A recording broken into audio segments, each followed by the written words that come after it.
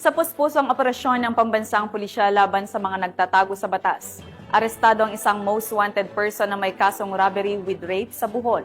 Ang buong detalye ng atid ni Patrolwoman Nikia Saniedo.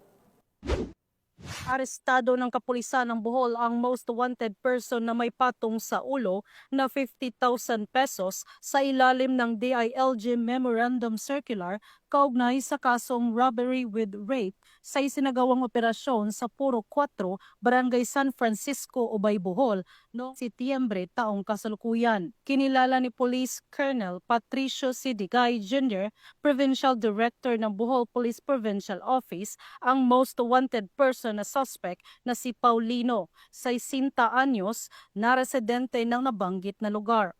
Batay sa ulat, bandang 1:20 ng hapon nang maaresto ng mga otoridad ang suspect sa bisa ng warrant of arrest para sa kasong robbery with rape, criminal case number 7161 na inisyo noong February 10, 1992.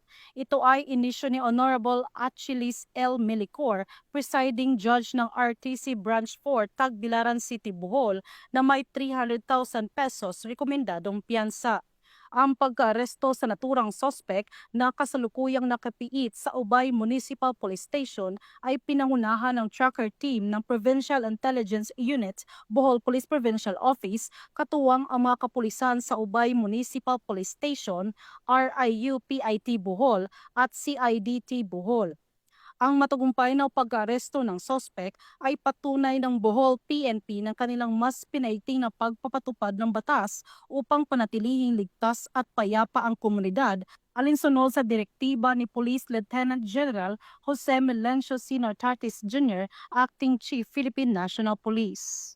Mula dito sa Bohol Police Provincial Office, ako yung Police News Network Correspondent, Patrolwoman Nikia Saniedo, alagad ng batas, tagataguyod ng balitang pulis.